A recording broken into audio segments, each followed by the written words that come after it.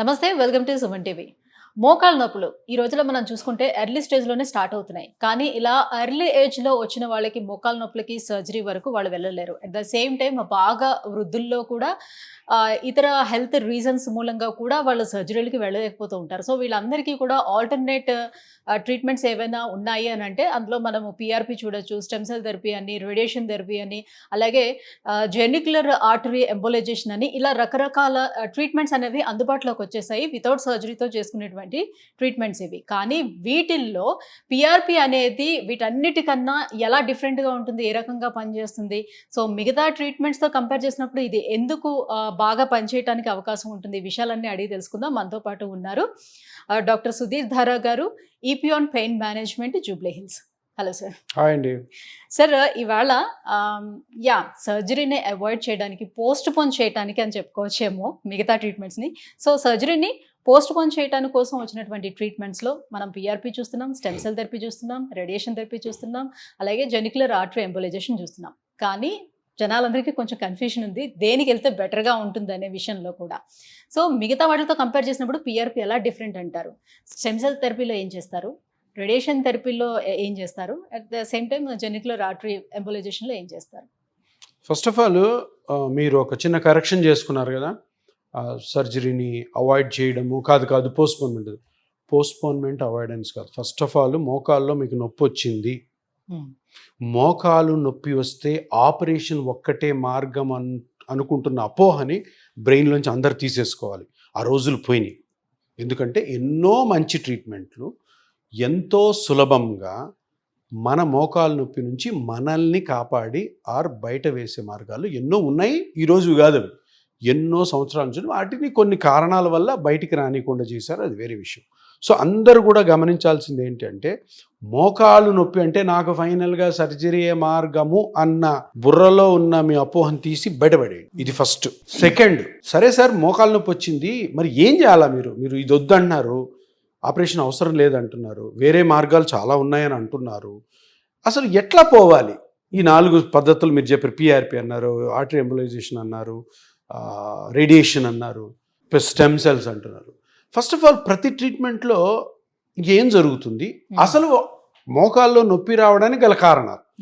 ఏదైనా ట్రీట్మెంట్ చేసుకునేటప్పుడు ఆ పార్ట్లో నీకు నొప్పి వస్తూ ఉంటే, ఒక 15 రోజుల కంటే ఎక్కువ నిన్ను ఆ పార్ట్, అది మోకాలే నొప్పి కలుగు చేస్తుంది, సో కంటిన్యూస్గా నొప్పి వస్తుంది అన్నప్పుడు తప్పకుండా దాంట్లో ఏం జరుగుతుందో అది కనుక్కోవాలి.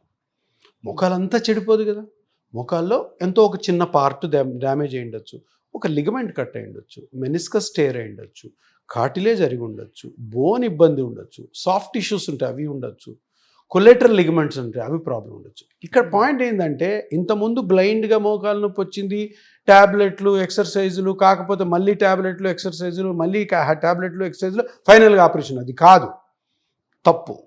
ఏంటి కరెక్ట్ అంటే, పేషెంట్లు కూడా అర్థం చేసుకోవాల్సింది ఏంటంటే, నా మోకాల్లో ఏం జరుగుతుంది, నా మోకాల్లో జరుగుతున్న పెథాలజీకి జరుగుతున్న ఇబ్బందిని కనుక్కునే హక్కు నాకుంది, నాకు స్కాన్ చేయండి, ఫస్ట్ చూడండి. మోకాల్లో ఒక 5 పార్ట్స్ ఉంటాయి, 5 పార్ట్లో ఏది డ్యామేజ్ అయింది. ఇప్పుడు మీరు చెప్తున్న 4 ప్రొసీజర్స్ను కూడా చూద్దాం. సో ఆర్టరీ ఎంబోలైజేషన్ అన్నారు, ఏం చేస్తుంది? అది నొప్పిని కొన్ని రోజుల వరకు తగ్గిస్తుంది. ఎందుకు? ఆ సైనోవియం మీద వెళ్ళి ఆ బ్లడ్ వెజల్స్ ఏమైతే ఉంటే ఆ బ్లడ్ వెజల్స్కి ట్రీట్మెంట్ ఇవ్వడం ద్వారా పెయిన్ని కంట్రోల్ చేస్తాయి. కానీ ఆ లోపల జరుగుతున్న ఏదైతే గుజ్జు అరిగిపోవడం వల్ల వచ్చే నొప్పిని, ఆ గుజ్జుకు సంబంధించిన చేంజ్ని అది చెయ్యలేదు. వాళ్ళే చెప్తారు కదా, ఓన్లీ ఇన్ఫ్లమేషన్, పెయిన్ తగ్గిస్తుంది. ఎన్ని రోజులు ఉంటే ఇన్ని రోజులు ఉంటారు, అన్ని రోజులు ఉంటారు. అదొక టైప్. అంటే ఏదైతే మూల కారణమో దాన్ని అడ్రస్ చేయట్లేదు ఈ ట్రీట్మెంట్, నొప్పిని అడ్రస్ చేస్తుంది. నువ్వు మూల కారణాన్ని అడ్రస్ చేయకుండా దానికి సంబంధించిన ట్రీట్మెంట్ ఇవ్వకుండా నువ్వు ఎంతసేపు నొప్పి తగ్గించడానికి, ఇన్ఫ్లమేషన్ చేయడానికి, అది కొన్ని రోజులు పనిచేస్తుంది, మళ్ళీ పనిచేయదు. సో ఇది మనం మెడిసిన్, పెయిన్ కిల్లర్స్ ఎలాగైతే అంతే కదా, టెంపరీ థింగ్. అది లేదు. ఇంకోటి ఏమన్నా రేడియేషన్ కూడా నొప్పి తగ్గించడానికి, అది రూట్ కాజ్ అంటే మూల కారణాన్ని ఇది చేయడానికి, అది కూడా ఒక టెంపరీ రిలీఫ్ లాగా. సో ఇంకొకటి స్టెమ్ సెల్ ఒక పెద్ద ఇది ఏంటంటే కాంట్రవర్షియల్ థింగ్ ఇండియాలో. స్టెమ్ సెల్ చేయొచ్చా లేదా, సెల్స్ తీసుకొని అది బోన్ మ్యారోలో అంటే తుంటి ఎముక నుంచి హోల్ పెట్టి మళ్ళీ దాంట్లోంచి బోన్ మ్యారో తీసి దాన్ని ప్రాసెస్ చేసేది కంబర్సమ్ ప్రొసీజర్, పెద్ద ప్రొసీజర్, పేషెంట్కి పెయిన్ఫుల్గా ఉంటుంది అది. దానికి ఎంతవరకు గైడ్ లైన్స్ ఉన్నాయి, దానికి ఎంతవరకు పర్మిషన్స్ ఉన్నాయి is a big question mark. Cumbersome procedure అంటే ప్రొసీజర్ చాలా పెద్ద కఠినతరమైన ప్రొసీజరు, ప్లస్ ఇది గైడ్ లైన్స్ రెగ్యులేషన్స్ ఎట్లున్నాయి తెలియదు జనాలకి, కన్ఫ్యూజన్లు ఉన్నారు.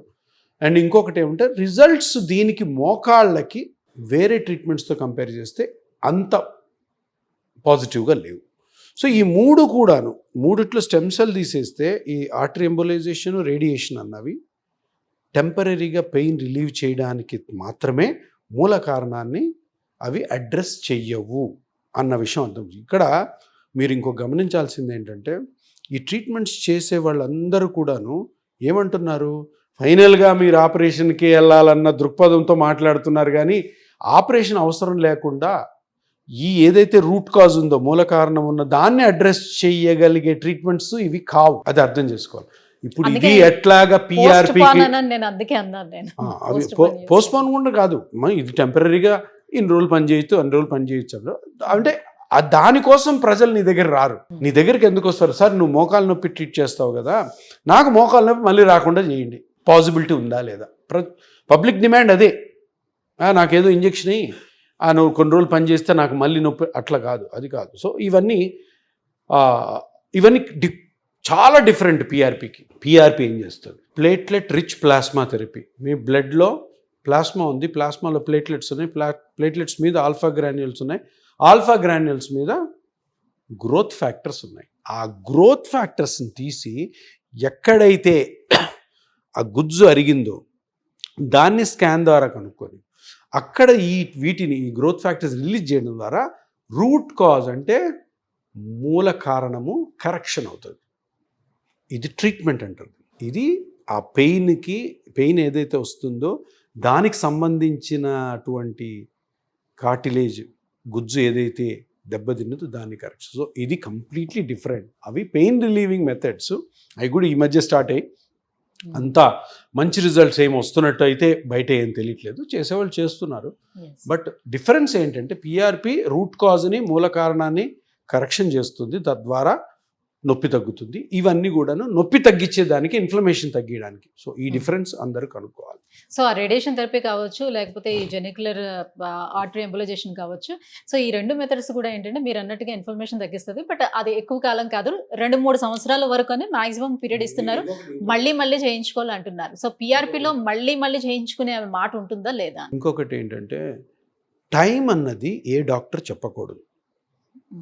2-3 years పనిచేస్తుంది, 1 year పనిచేస్తుంది, అబ్సల్యూట్లీ రాంగ్. ఎవరు నమ్మకండి, ఎవరు చెప్పలేరు అట్లా. నేను కూడా పిఆర్పి చేస్తాను, ఇన్ని వేల కేసులు చేశాను. నేను ఇప్పుడు ఇజ్జుడమ్మా ఇన్ని రోజులు పనిచేస్తానులే. నువ్వు ఈరోజు నా దగ్గర రావడానికి కారణం నీ మోకాల్లో ఈ ప్రాబ్లం ఉంది, దీన్ని నేను కరెక్షన్ చేస్తా, దాన్ని నువ్వు కాపాడుకోవాలా. ఇది సంవత్సరమా, 2 సంవత్సరాలు, 20 సంవత్సరం, 30 సంవత్సరాలు ఎవరు చెప్పలేరు. ఆపరేషన్ చేసిన డాక్టర్లు కూడా చెప్పకూడదు, తప్పు. ఎందుకంటే అట్లా చెప్పి మనం ఏమైనా జ్యోతిష్యులంగా దేవుళ్ళం కాదు. మనం ఇది చేస్తానమ్మా, దీన్ని మీరు జాగ్రత్త కాపాడుకోవాలి, ఎప్పుడు నొప్పి వచ్చినా కానీ నేను చూసుకుంటాను, రండి అన్న విషయం చెప్పాలి. ఇదొకటి. రెండోది మళ్ళీ చేయించుకోవాలి, మళ్ళీ చేసుకోకపోకూడదు అన్నది పిఆర్పి వరకు అయితే. నేను చెప్పేది ఏంటంటే ఎప్పుడైతే కార్టిలేజ్ అరగడం, గుజ్జు అరగడం వల్ల మీకు నొప్పి వస్తే ఆ గుజ్జుని పెంచుకొని, ఆ గుజ్జుని కరెక్షన్ చేసుకొని దాన్ని మెయింటైన్ చేసుకున్నంత వరకు కూడాను జనరల్గా పెయిన్ మళ్ళీ రావడం అన్నది చాలా చాలా అరుదు. ఒకవేళ మోకాళ్ళకి నేను ట్రీట్మెంట్ చేశాను, 2 సంవత్సరాలు అయింది, మళ్ళీ నొప్పి వచ్చింది, రావచ్చు. మనం ఎన్నో యాక్టివిటీస్ చేస్తుంటాం, పరిగెడుతుంటాం, గెంతుతుంటాం, పనులు చేస్తాం, యాక్సిడెంట్ అవుద్ది, జర్కిస్ బెణుకుతుంది. అప్పుడు నొప్పి వచ్చినప్పుడు మళ్ళీ కానీ వస్తే అప్పుడు మళ్ళీ చిన్న స్కాన్ చేసుకొని ఆ రోజు నొప్పికి ఏదైతే కారణమో కనుక్కొని దాన్ని సింపుల్గా ట్రీట్ చేసుకోవాలి. సో జనాల్లో అపోహ ఏంటంటే అడుగో ఈ ట్రీట్మెంట్ తీసుకుందాం, కాకపోతే ఆపరేషన్ పోదాం. నో, మళ్ళీ ఒకసారి దాన్ని ఎవాల్యుయేషన్ చేసుకొని అసలు ఏమైంది, మనకి ఇంతకుముందు కార్టిలేజ్ తగ్గిందని, నొప్పి తగ్గింది పిఆర్పి ద్వారా, ఇంకా మళ్ళీ ఇప్పుడు ఏమైనా వేరే స్ట్రక్చర్ డ్యామేజ్ అయిందనుకో దానికి చేసుకుందాం. అన్న కాన్సెప్ట్ రావాలి. ఇది అయిపోయింది, ఇంకా పని చేయట్లేదు, నాకు మళ్ళీ నొప్పి వచ్చింది, నేను ఆపరేషన్కి వెళ్ళిపోతాను అన్నది మటుకు చేయకండి. ఎందుకంటే మనకి రీసెర్చ్ కూడా చెప్పేది ఏంటంటే కరెక్ట్ పద్ధతిలో ఆపరేషన్ లేని విధానాలు ఏవైతే మోకాలు నొప్పికి ఉన్నాయో అవన్నీ కరెక్ట్గా వాడిన తర్వాత చాలా సార్లు అది ప్రయత్నం చేసి కాని పక్షంలోనే ఆపరేషన్ గురించి ఆలోచించండి అంటారు. ఆపరేషన్ మస్ట్ అన్నారు, ఆపరేషన్ని కన్సిడర్ చేయొచ్చు అంటారు. అంతే దాన్ని అంటే దాన్ని ఒక రాంగ్ వేలో ఏంటంటే అన్నిటికీ ఆపరేషన్, అన్నిటికీ ఇంక అయిపోయింది ఇంకా ఆపరేషన్, అట్లా లేదు. చాలా మంచి పద్ధతులు ఉన్నాయి. ఆ పద్ధతుల్లో మీకు నచ్చిన పద్ధతిలో మీరు ట్రీట్మెంట్ తీసుకొని దానికి కావాల్సిన రూల్స్ అండ్ రెగ్యులేషన్స్ పాటిస్తే మీరు కంప్లీట్గా దీని నుంచి బయటపడే అవకాశాలు ఉన్నాయి. మనం మాట్లాడుకుంటున్న మిగతా ట్రీట్మెంట్స్లోనే డూ అండ్ డోంట్స్ కూడా ఉన్నాయి. అందులోని కొంతమందికి చేయడానికి అవకాశం ఉంటుంది, చేయకపోవడానికి కూడా అవకాశం ఉంటుందని చెప్తున్నారు. సో అలా పిఆర్పిలో ఏమైనా ఉంటుందా? ఉంటాయి. ఇప్పుడు ప్రతి ట్రీట్మెంట్లో కూడాను ట్రీట్మెంట్ అయ్యాక ఆ rules and regulations must. A treatment అయినా కానీ తప్పకుండా ఆ రూల్స్ అండ్ రెగ్యులేషన్స్ని వాళ్ళకి తగ్గట్టుగా చెప్తాం. ఇప్పుడు 60 years పర్సన్ బట్టి అంతే కదా. 60 ఏళ్ళ ఒక ఆయన రిటైర్ అయిపోయినాడు, ఆయన మోకాలు నొప్పి వచ్చింది, ఆయన యాక్టివిటీస్ ఏంటో కనుక్కుంటాం ఫస్ట్. పొద్దున్న సాయంత్రం ఏంటి మీరు ఏం చేస్తారు, ఏమన్నా డేంజరస్ యాక్టివిటీస్ ఉన్నాయా, అవి అవాయిడ్ చేయడం, లేదు మంచి అవాయిడ్ అంటే అవి కంటిన్యూ చేయడం. ఎక్సర్సైజ్ ఆయన వయసుకు తగ్గట్టుగా ఎట్లా చేయాలి, ఫంక్షన్కి ఎట్లా పోవాలా, పెళ్ళికి ఎట్లా పోవాలా, బంధువుల ఇంటికి ఎట్లా పోవాలి, ఇవన్నీ కూడా ఇస్తాను. అప్పుడే పిఆర్పి ట్రీట్మెంట్ సక్సెస్ అవుతుంది. అదే ఇప్పుడు ఇంతకుముందు ఒక పేషెంట్ 35 years ఫీమేల్ ఒకసారి కింద పడింది 10 సంవత్సరాల క్రితం, మోకాల్లో గుజ్జు జరిగిపోయింది, సివియర్ పెయిన్, 35 years. ఈవిడికి డిఫరెంట్గా ఉంటుంది. హౌస్ వైఫ్, చిన్న పిల్లలు ఉన్నారు, వాళ్ళు చదివించుకోవాలి, పెళ్ళిళ్ళు చేయాలి. సో ఇక్కడి నుంచి ఒక 20 years ప్లాన్ చేసుకోవాలి. ప్రామిస్ కాదు, ప్లాన్. మీరు ఇలా ఉండాలమ్మా, ఇది మీ పని, సో ఇది కొంచెం చేంజెస్ చేసుకోండి, ఇట్లా చేసుకోండి. ఇంకొక పేషెంట్ 28 years వ్యవసాయం చేసుకుంటాడు, అతనికి యాక్సిడెంట్ అయింది, బైక్ మీద పడ్డాడు 10 years బ్యాక్. ఆయన వ్యవసాయం చేసుకోవాలి, లేదంటే ఇల్లు గడవదు.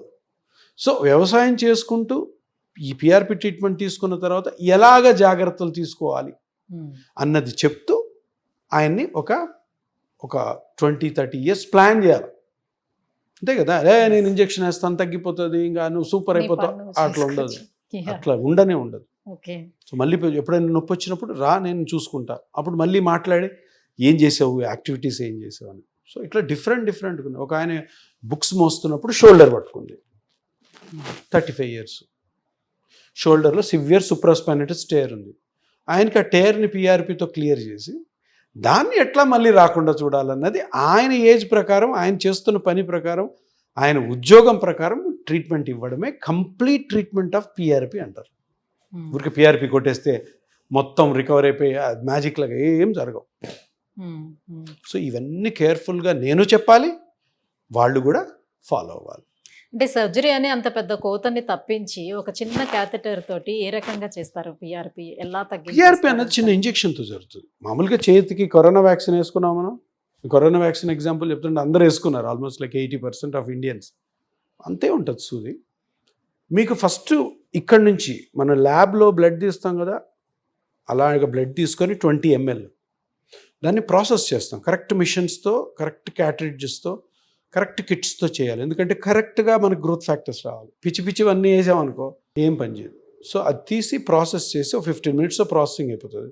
ఆ సెల్స్ని తీసి వెంటనే స్కాన్ చేసుకొని ఎక్కడైతే కార్టిలేజ్ జరిగిందో కనుక్కొని, ఆ కార్టిలేజ్ ఎక్కడైతే తక్కువ మెజర్మెంట్తో ఉందో, ఎక్కడైతే బోన్ రబ్ అవుతుందో అది కనుక్కొని అక్కడ మనకున్న మిషన్స్ ద్వారా ఎగ్జాక్ట్గా అదే ప్లేస్లో ఈ గ్రోత్ ఫ్యాక్టర్స్ రిలీజ్ చేసి దాన్ని ఫాలోఅప్లో పెట్టాలి. సో పేషెంట్కి ఇక్కడ ఒక ఇంజెక్షన్, ఇక్కడ ఒక ఇంజెక్షన్, ఆ ఇంజెక్షన్లు కూడా నొప్పి లేకుండా మత్తి ఇచ్చి చేస్తాం, అంటే లోకల్ అనెస్థీషియా ఇచ్చి చేస్తాం. సో ఆల్రెడీ నొప్పి ఉన్న పేషెంట్కి మళ్ళీ నొప్పి కలుగు చేయడం మంచిది కాదు కదా. సో నీట్గా అక్కడ లోకల్ అనెస్థీషియా ఇచ్చి పేషెంట్ నవ్వుతూ హ్యాపీగా మాతో మాట్లాడుతూ మిషన్స్లో చూస్తూ చేయడం, అంటే ఇది ఒక కంఫర్ట్ క్రియేట్ చేయడం. పేషెంట్స్ ఆల్రెడీ సఫరింగ్లో ఉన్నారు, సో వాళ్ళకి ఈ ప్రొసీజర్ కూడా అమ్మ ఏ విధమైన నొప్పి ఉండదని చెప్పడం అన్నది వాళ్ళకి ఇంకొక 50% ధైర్యం పెరుగుతుంది. So simple procedure, but rules and regulations are very important. Thank you sir. Thank you so much. So మిగతా ట్రీట్మెంట్స్‌తో కంపేర్ చేసినప్పుడు పీఆర్పీ అనేది ఎంత బెనిఫిట్‌గా ఉంటుందనే విషయాన్ని తెలియజేసినందుకు thank you so much. So viewers చూస్తున్నారు కదా! ఈ రోజుల్లోని సర్జరీ అని అంటే పెద్ద కోత అనేది కాదు, చిన్న క్యాథెటర్, సో పెద్ద గాయం అనేది కాదు, చిన్న సూది మాత్రమే. సో ఈపీఎన్ పెయిన్ మేనేజ్మెంట్ వంటి సెంటర్స్ వల్ల చాలా మందిలో ఒక కొత్త ఆశ అనేది పెరుగుతుంది, నమ్మకం కలుగుతుంది, పెయిన్‌ఫుల్ ట్రీట్మెంట్ తగ్గించుకుంటామనే భరోసా కూడా కలుగుతుంది. సో మీలో ఎవరైనా ఇలాంటి మోకాళ్ళ నొప్పితో సఫర్ అవుతున్నట్లయితే కింద స్క్రోల్ అవుతున్నటువంటి నెంబర్‌కి కాల్ చేయండి. ఈపీఎన్ పెయిన్ మేనేజ్మెంట్‌ని ఒకసారి అప్రోచ్ అవ్వండి. Thank you.